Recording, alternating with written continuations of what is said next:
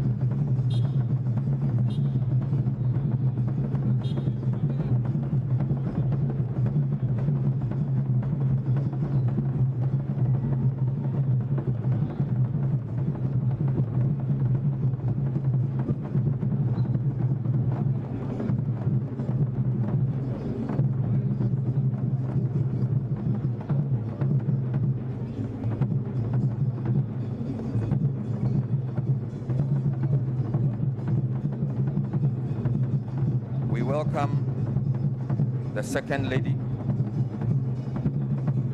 Hatia, Mrs. Samira Ramadan Bawumia,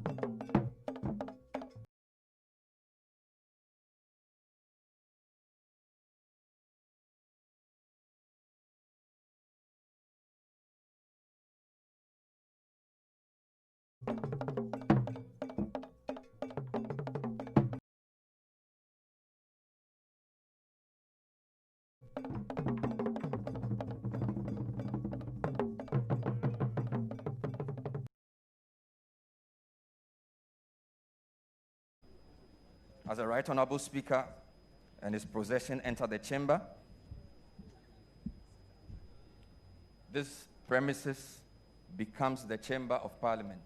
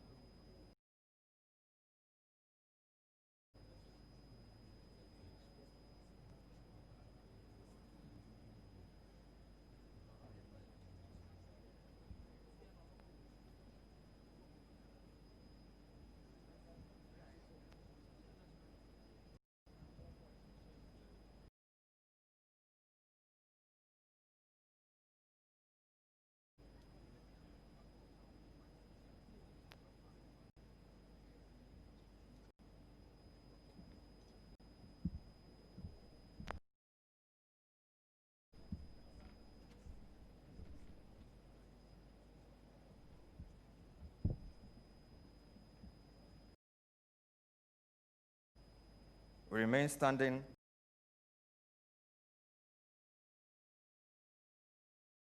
as the Right Honorable Speaker takes the chair.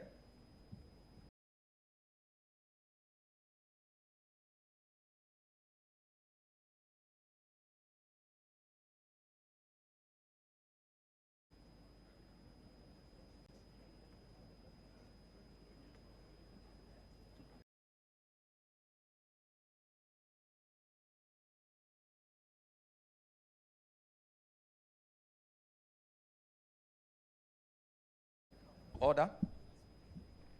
As we resume our seats,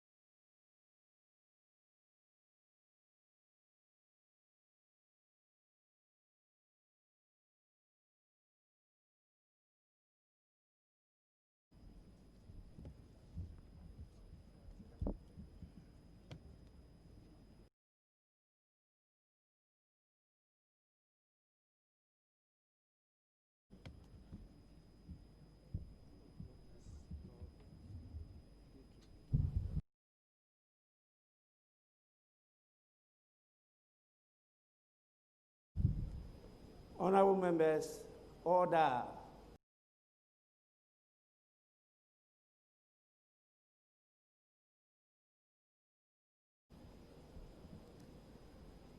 May I welcome Honorable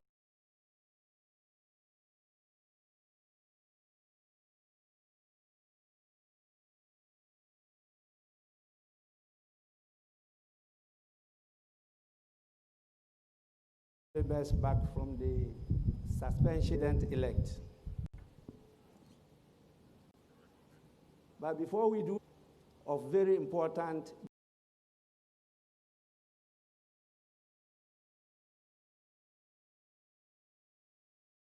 entries.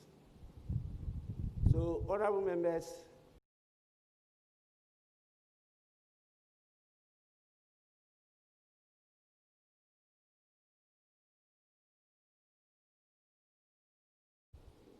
please spare me a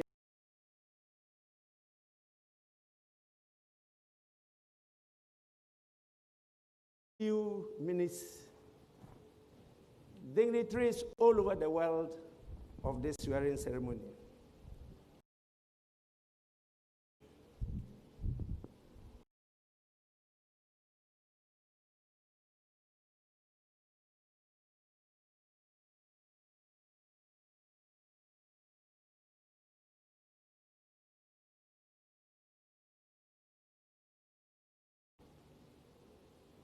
The heads of delegations, excellencies,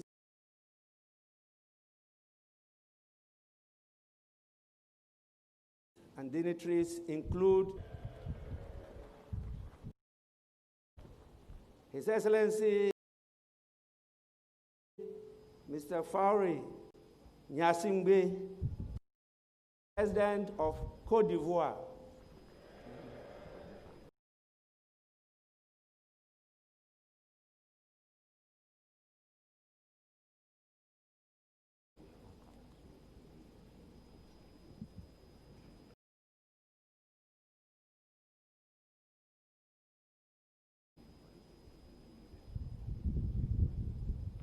I've just been reliably informed that His Excellency, the President-elect,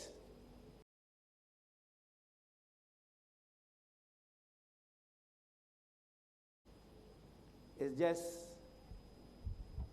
at the entrance. And so I want to invite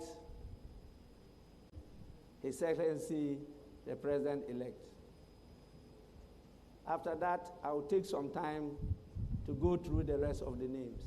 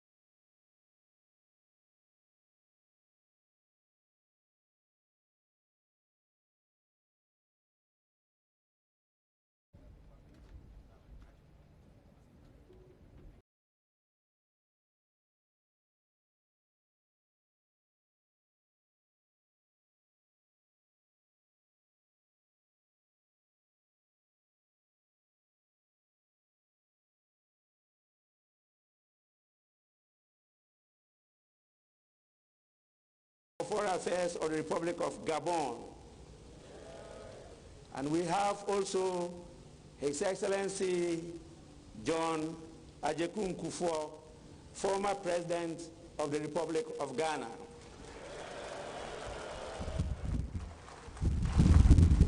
We have Her Excellency Hajia Ramatu Mahama, wife of the former Vice President of the Republic of Ghana.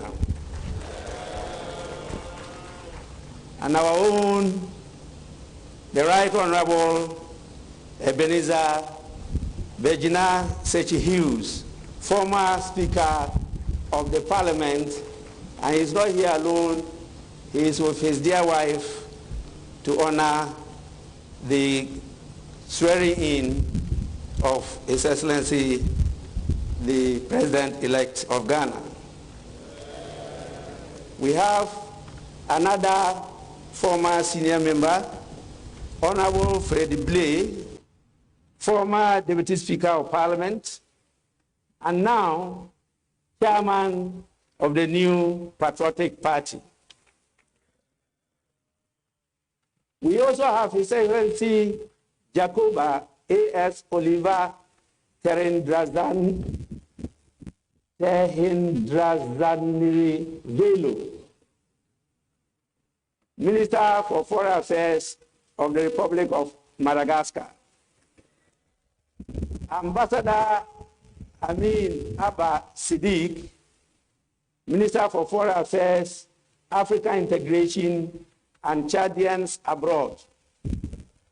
His Excellency Mr. Kabanda Kana Andrew, Minister at the Presidency of the Democratic Republic of Congo. Mr. James Dudridge, Minister for Africa at the Foreign, Commonwealth and Development Office of the United Kingdom. Ambassador Peter Pham, Special Envoy for the Sahel region, United Nations, United States of America. His Excellency Richard Wanza, Ambassador of the Republic of Zambia to Ghana, representing the President of the Republic of Zambia, His Excellency Mr. Edgar Changwa Lungu. His Excellency Emad Magdi Hana Kamel, Ambassador of the Arab Republic of Egypt to Ghana, representing the President of Egypt, His Excellency Abdul Fattah el-Sisi. His Excellency Ms. Imani Kwadil, Ambassador of the Kingdom of Morocco, representing His Majesty King Mohammed VI of the Kingdom of Morocco. We have numerous distinguished members of the diplomatic corps, too many for mention. But before I end, I had acknowledged some of the dignitaries before the arrival of His Excellency, the President-elect, and His Excellency, the President-elect. And so I will just mention them. It's only, I believe, 4 names. So just bear me for a while. His Excellency, Mr. Sassou Nguesso, President of the Republic of Congo, is here with us. His Excellency, Mr. Faure Gnassingbé, President of the Republic of Togo. His Excellency, Mr. Alassane Ouattara, President of Côte d'Ivoire. And I believe the last, but not the least, His Excellency, Professor Alpha Condé, President of the Republic of Guinea. It's important that I acknowledge the presence of my dear one,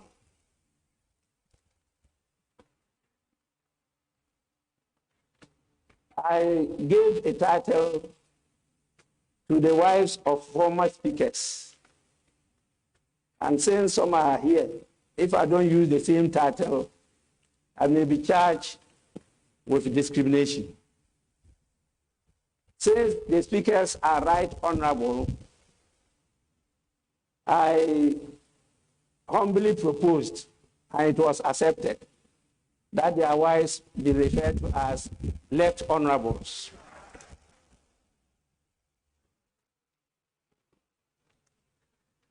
So my dear wife is here, the left honorable Alice Addo Jonas. Now, honorable members, with your kind permission, I want to, on behalf of the House and my good self, wish the visiting dignitaries a pleasant stay in our country. Without much ado, I want to move to the next item, and that is to invite His Lordship, the Chief Justice, to administer the oath to the Vice President-elect.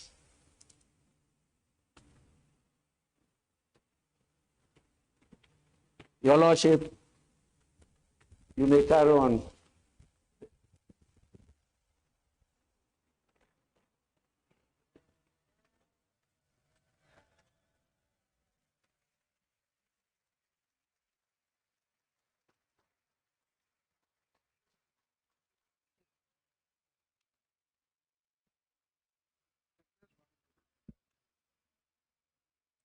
I, Dr. Alhaji Mahamudu Bawumia, do in the name of the Almighty God swear do in the name of the Almighty God swear that I will bear true faith and allegiance that I will bear true faith and allegiance to the Republic of Ghana to the Republic of Ghana as by law established, as by law established, that I will uphold that I will uphold the sovereignty and integrity of Ghana, the sovereignty and integrity of Ghana, and that I will preserve, and that I will preserve, protect, protect, and defend and defend the Constitution of the Republic of Ghana. the Constitution of the Republic of Ghana. So help me God. So help me God.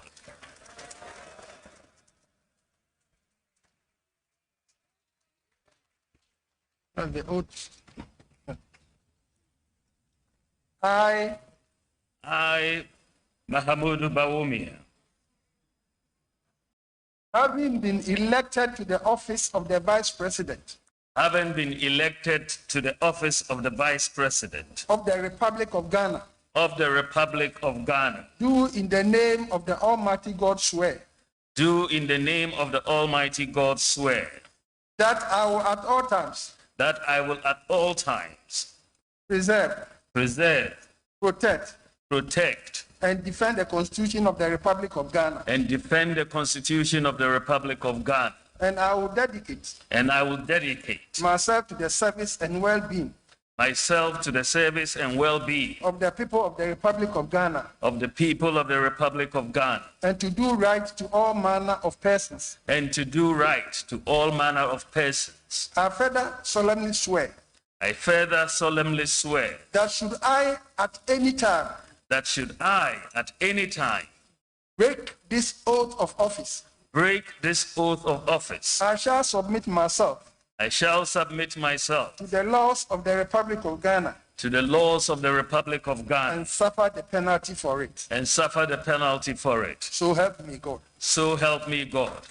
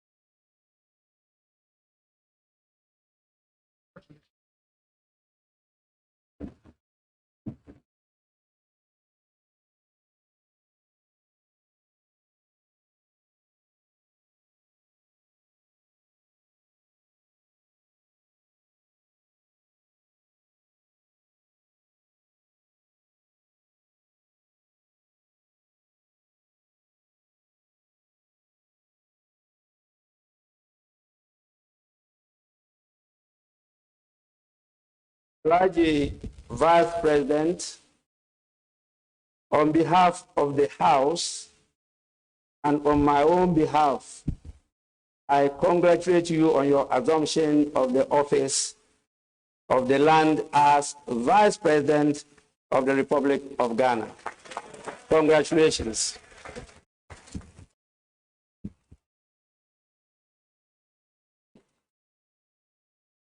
Honorable members, before I go to the main item, my attention has been drawn to the presence in this August House of some special dignitaries that we cannot afford not to recognize.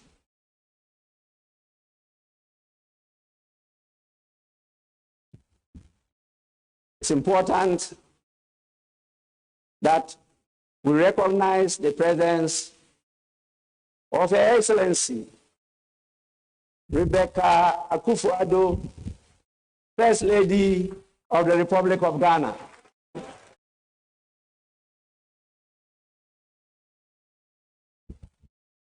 We also have with us Her Excellency Ramatu Bawumia,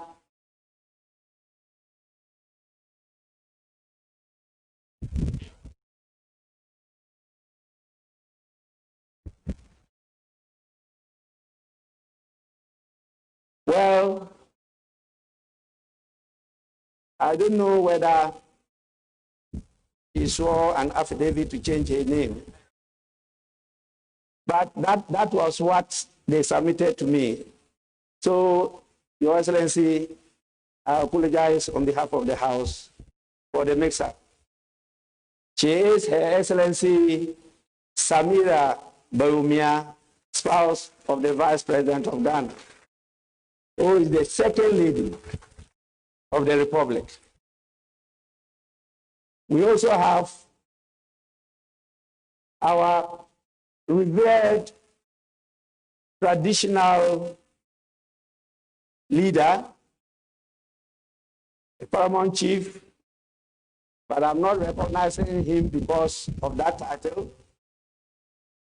I'm doing so because he is the chairman of the Council of State in the person of Nana Otuo Sribo.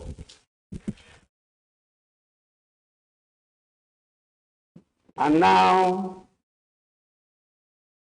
the purpose for which we are here.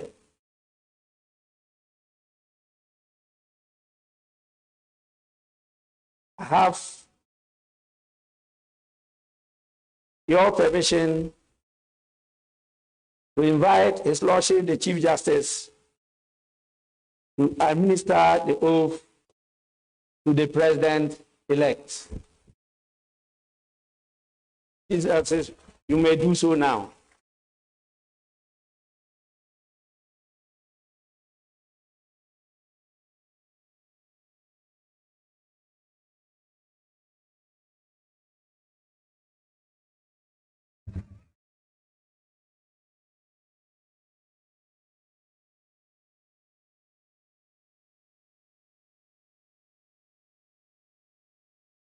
I,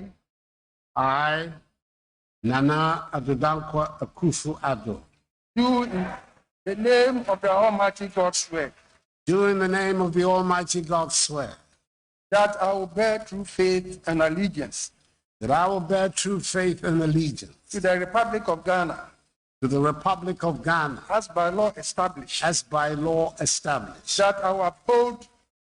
that I will uphold the sovereignty and integrity of Ghana, the sovereignty and integrity of Ghana, and that I will preserve, protect, and defend the Constitution of the Republic of Ghana. the Constitution of the Republic of Ghana. So help me God. So help me God.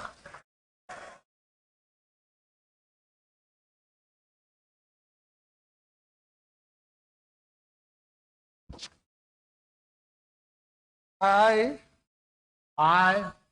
Nana Addo Akuffo Addo, having been elected to the high office of President of the Republic of Ghana, to the high office of President of the Republic of Ghana, do in the name of the Almighty God swear do in the name of the Almighty God swear that I will be faithful that I will be faithful and true to the Republic of Ghana, and true to the Republic of Ghana, that I will at all times that I will at all times preserve, protect, and defend the Constitution of the Republic of Ghana, the Constitution of the Republic of Ghana, and that I dedicate myself and that I dedicate myself to the service and well-being of the people of the Republic of Ghana, to the service and well-being of the people of the Republic of Ghana, and to do right to all manner of persons. to all manner of persons. I further solemnly swear I further solemnly swear that should I at any time that should I at any time break this oath of office, I shall submit myself to the laws of the Republic of Ghana to the laws of the Republic of Ghana and suffer the penalty for it. and suffer the penalty for it. So help me God. So help me God.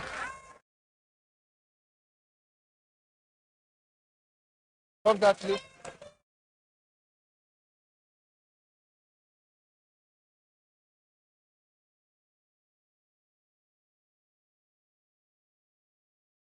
You want me to fill this in?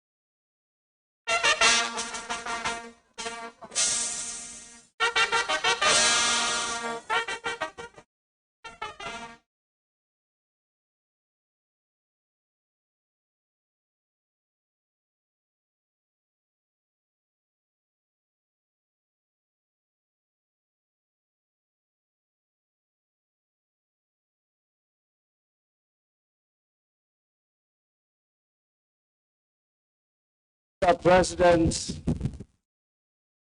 on behalf of the House and on my own behalf, I congratulate you on your assumption of the highest office of the land as President of the Republic of Ghana.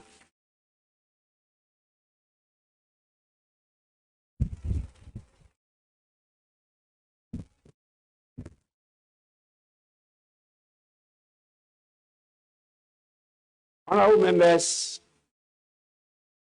and I have the pleasure and honor to invite the President of the Republic of Ghana, His Excellency Nana Addo Akuffo, to deliver the inaugural address.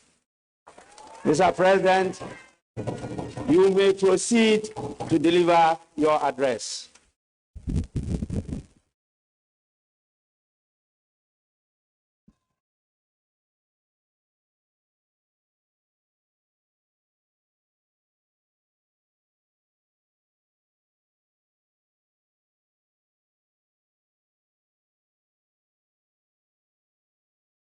Mr. Speaker, I extend a hearty akwaba, a word of welcome to the excellencies, the distinguished leaders of sister states from our region and continent, as well as to eminent representatives from other friendly nations and international organizations who are gathered here in the vibrant city of Accra, capital of Ghana, to join us on this auspicious occasion.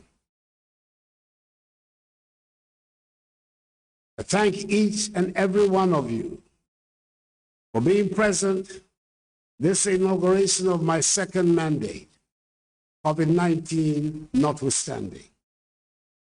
Your attendance is an expression of solidarity and friendship that speaks volumes of your attachment to the goals and aspirations of the Ghanaian people and state, for which we are very grateful. I must at the outset express my warm congratulations to my good friend and colleague of many years in this House, the Right Honorable Alban Sumana Kingsford Bagbin, on his assumption of office as the Speaker of the 8th Parliament of the 4th Republic. Nearly 3 decades of devoted service to Parliament by you has culminated in this moment, which has seen your elevation to the 3rd great office of state of our nation. Together, you and I will be chartering new territory in the governance and politics of the 4th Republic. For this is the first time in the life of this republic that a president from one party will be obliged by the exigencies of the moment and the will of the people to work in all sincerity and cooperation with the Speaker of Parliament from another party. I'm confident that both of us will be guided in our relationship by the supreme interest of our people in ensuring good governance in the ordering of the affairs of state. I want to assure you of my wholehearted determination to work with you to advance the peace, progress, and prosperity of the Ghanaian people. Once again, many congratulations to you and the re-elected and new members of Parliament. A few moments ago, I took for the second time the oath of office to serve as President of the Republic of Ghana. I follow in the exalted footsteps of 2 of my predecessors, the first and second presidents of the 4th Republic, Their Excellencies Jerry John Rawlings and John Akuffo, who served 2 successive terms in office.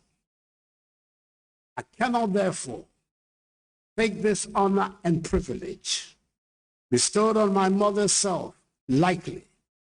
And I thank Almighty God and the Ghanaian people who, by an emphatic margin, renewed my mandate in office for 4 more years. In the elections of 7th December. It is a demonstration of the confidence and trust you, the Ghanaian people, have reposed in me, not only in appreciation for the achievements talked throughout my first 4 years, but more significantly, for the considerable amount of work is to be done over the next 4 years. In our drive to take our nation firmly onto the path of progress, prosperity, and development, following the havoc wreaked by COVID-19. This is a task I wholeheartedly accept, and I assure all Ghanaians that I'll do my best to deliver on this mandate. The accomplishment of this mandate is going to take place within the context of Ghana's maturing democracy. The Ghanaian people have manifested time and again in these 28 years of the Fourth Republic their determination to build a free, democratic, peaceful nation, which is respectful of individual liberties and human rights, the rule of law, and the principles of democratic accountability. The governance structure built on the separation of power provides the best vehicle for the protection of these values, with a well-resourced judiciary and parliament as the principal accountability organs of the state. This has been the main thrust of public policy in these past 4 years, and will continue to be so in the next. Unity and stability of our country are the welcome outcomes of such a development.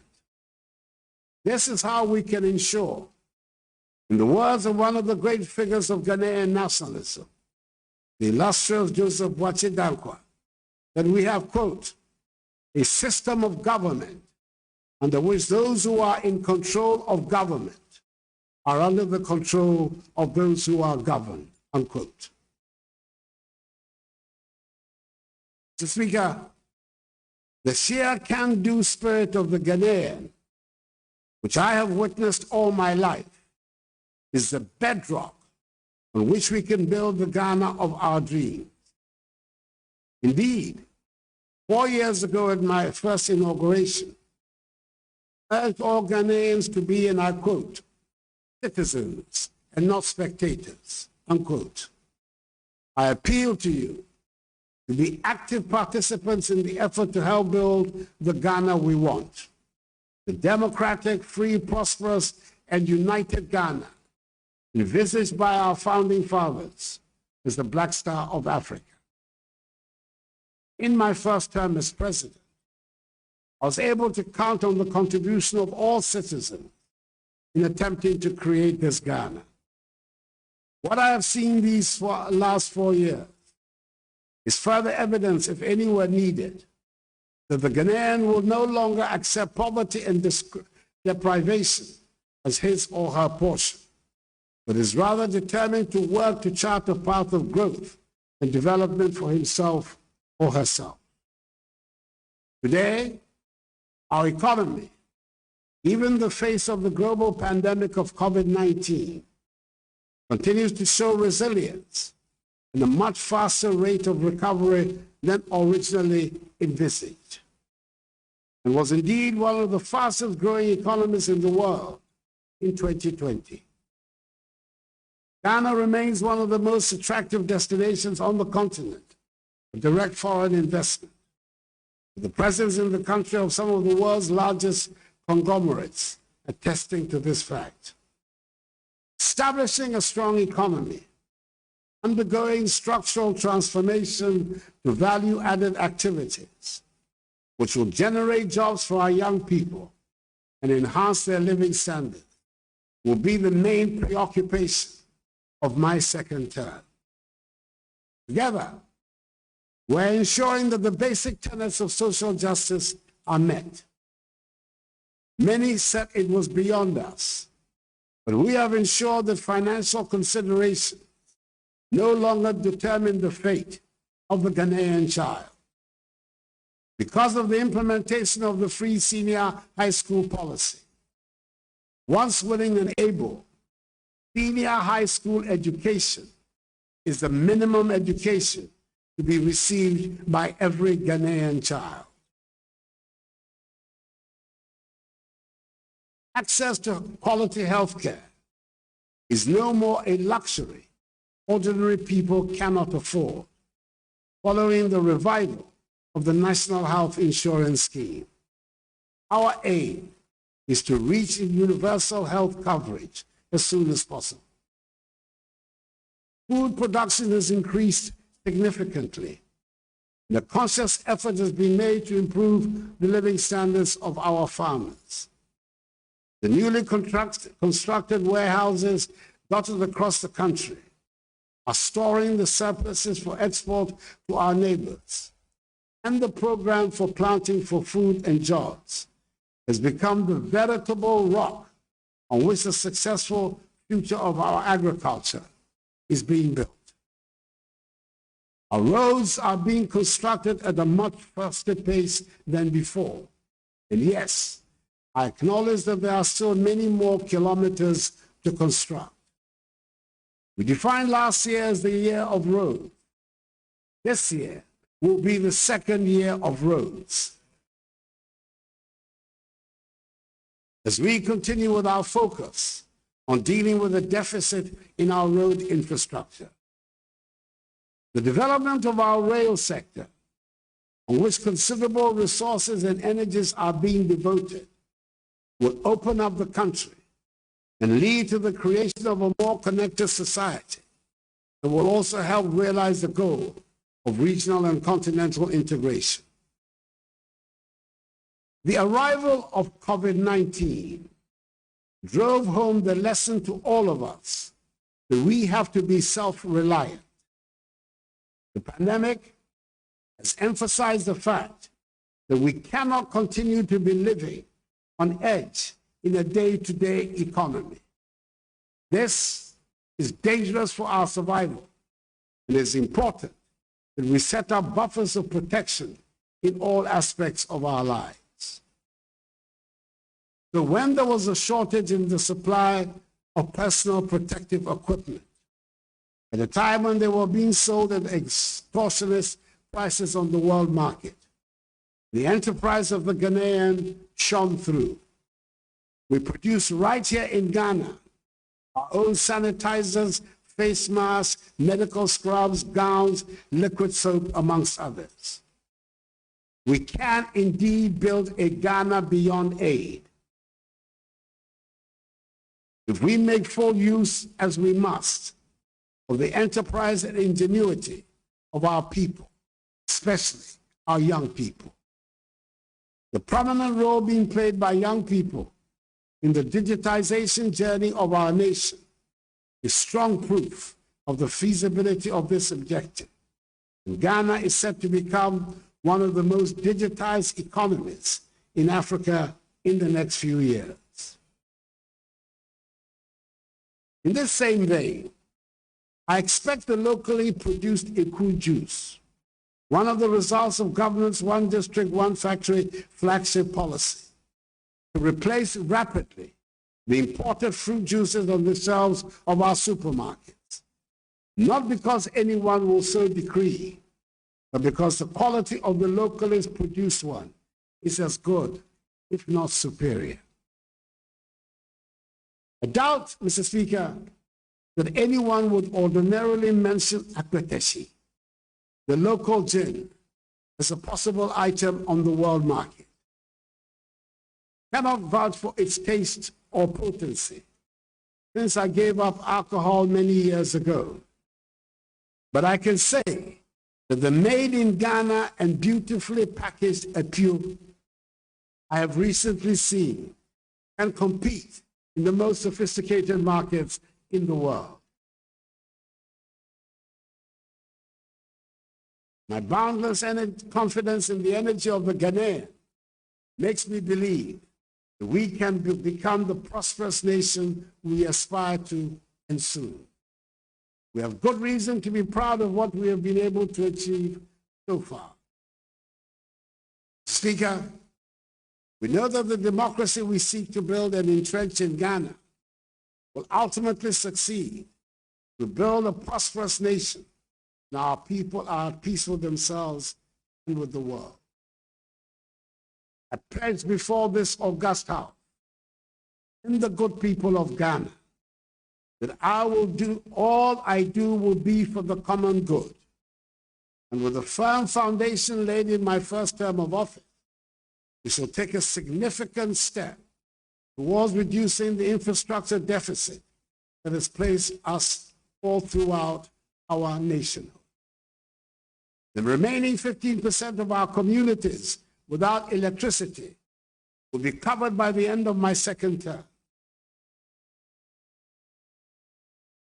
We have already begun constructing hospitals in the remaining districts that do not have one, a process which will be completed within the year. The percentage of Ghanaians without access to potable water is set to reduce significantly following the commencement of work on a number of water supply projects across all parts of the country. The majority of our people live in unacceptable housing, and we shall tackle the problem with vigor. With discipline and caution, just as we have done since March 2020, we in Ghana can continue to reduce the number of active cases of COVID-19, which currently stands at a little over 900, open up our country again to the rest of the region, continent, and the entire world. We've taken the bold step of reopening all our schools again because our fundamental conviction that education is the key to our future. We will do everything possible to ensure not only the safety of the children, but of teachers and non-teaching staff as well. We Ghanaians have always been very much aware of our place in our neighborhood, in our continent, and in the world. We recognize that poverty and insecurity plague our region. Thus, we shall continue to make our voice carry the weight of our convictions and contribute to making our world a safer and happier place. We shall play our full part in the deliberations and activities of all the organizations to which we belong. ECOWAS, the African Union, Commonwealth, Francophonie, the United Nations, and others. Ghana, which has the privilege of hosting the Secretariat of the Africa Continental Free Trade Area, intends to be one of the main drivers of its success. The AFCFTA provides us Africans with a great opportunity to exploit and develop our resources for the benefit of our own people and end the centuries-old exploitation of our continent's vast wealth for the benefit of others. In the words of the historic first leader of our nation, the celebrated Kwame Nkrumah, and I quote, "It is clear we must find an African solution to our problem, and that this can only be found in African unity. Divided we are weak. United, Africa could become one of the greatest forces for good in the world," unquote. To my fellow Ghanaians, I invite all of you to join in the exciting business of developing our country. There are endless opportunities if we remain united. What our forebears dreamed of, we will achieve. If we inherited dreams and visions from our founding fathers, we should leave legacies of achievements and reality to our children and their children. For I believe in the limitless prospects of Ghana, of us, her people. So let us be up and doing, and with faith in the Almighty, seize our destiny. Mr. Speaker, may God bless us all in our homeland, Ghana, and make her great and strong.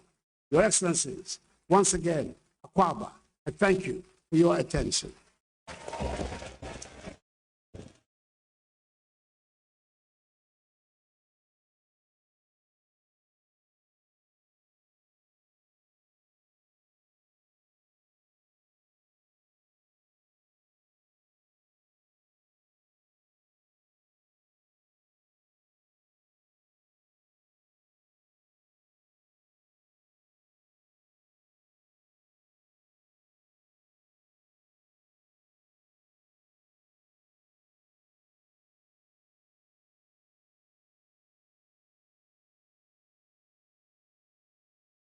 Vice President well in the administration of the country.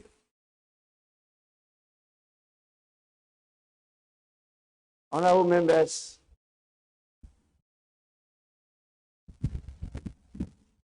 having listened to His Excellency the President, I think the main item is over, and I want any indication from the leaders of the House.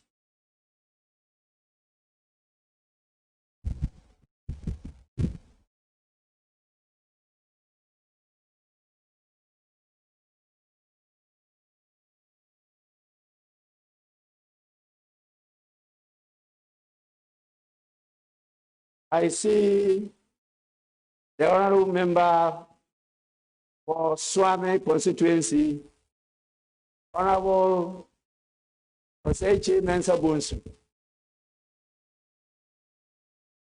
Any indication?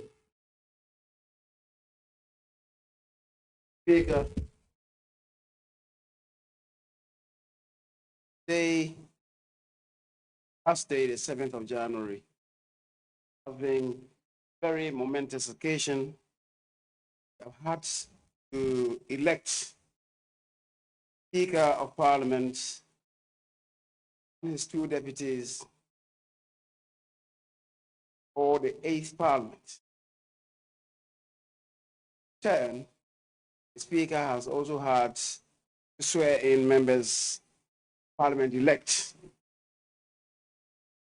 Then, as we find ourselves in the tent now, we've witnessed the swearing in of His Excellency the President and his Vice President. The President and indeed Vice President of the Republic of Ghana. The day has been long. It was cautious and indeed rather labyrinthine. For the newly sworn in members of Parliament, the day began yesterday before 11 p.m., which means that they have had to endure almost 15 hours since yesterday without blinking our eyes. The Speaker, there is a lot of wisdom in beginning the swearing-in process soon after midnight, and the events of today bear ample testimony in the wisdom contained in this exercise. The Speaker has said there has not been any indication from you about the extension of the sitting. That being the case, leave any member at any time stated for the closing may move for adjournment of the House as provided for by our orders, Order 44. In the circumstance, and given the discussions that we had this morning, as between myself and the Honorable Haruna Idrisu, may I move that the House takes an adjournment until Friday next week, 10 o'clock in the forenoon. Speaker, I do so move. Honorable members, motion has been moved. Adjournment of the House. Any seconder?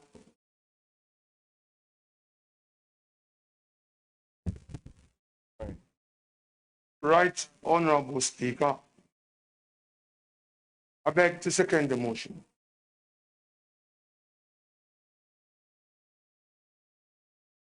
Honorable members, motion for the adjournment of the House moved and seconded. It's now for the consideration of the House. There being no consideration, I put the question. Those in favor for adjournment, say aye. Those against, say no. The ayes have it. Honorable members, I won't want to prolong your long dry fast.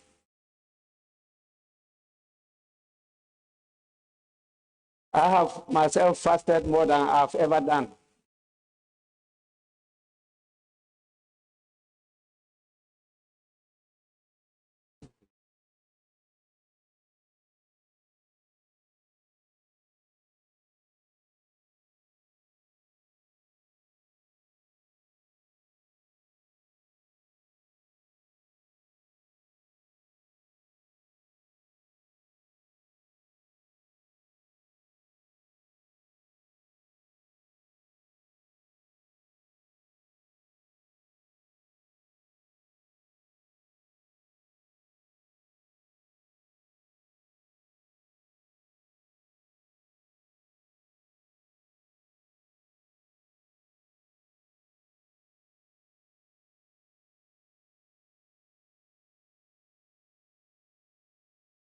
Honorable members,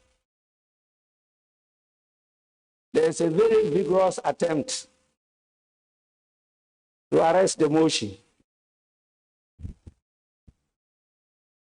And I want to crave your intelligence to permit just a few minutes. Because it's a request I cannot turn down.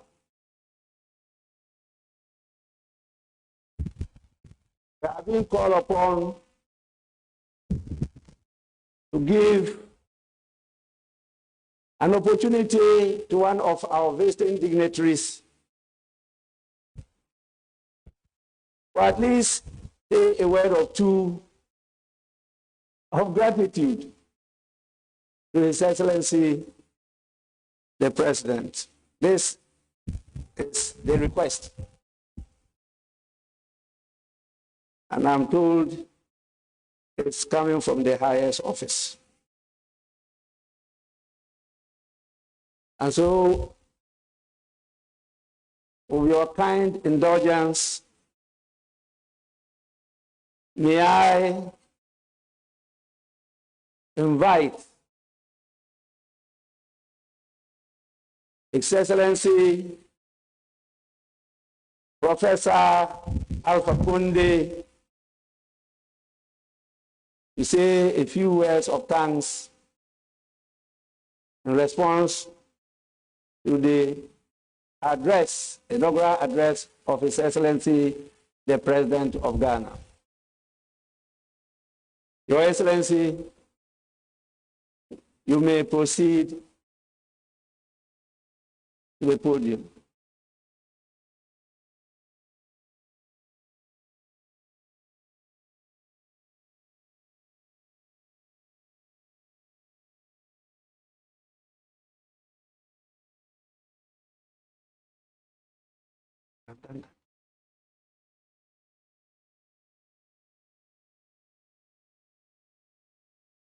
Je voudrais dire d'abord que c'était un grand plaisir, un grand honneur pour nous d'assister à la prestation de serment de notre frère et ami le président Nana Addo, d'autant plus que nous n'oublions pas le rôle qu'a joué le président Nkrumah.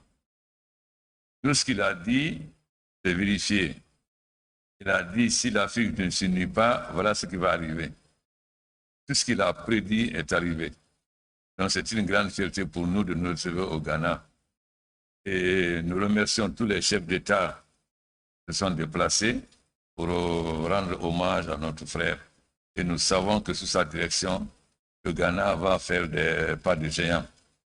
Et le peuple ghanéen peut compter sur l'ensemble des chefs d'État de la CEDEAO et de l'Union africaine pour accompagner notre frère pour le mieux et pour le bonheur du peuple du Ghana. Je vous remercie.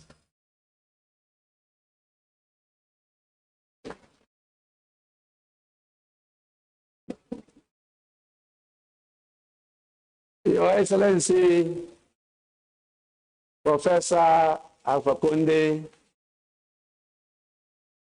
on behalf of the House, we want to thank you so much for the words of congratulations.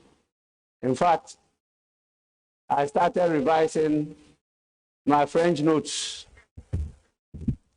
and I think I got a few words of what you said. We thank you so much. Honorable members, I'll have to put the question again. Those in favor of an adjournment of the House, say aye. Those against, say no. The ayes have it. The House is accordingly adjourned Friday, the 15th day of January at 10 in the forenoon. The House is adjourned.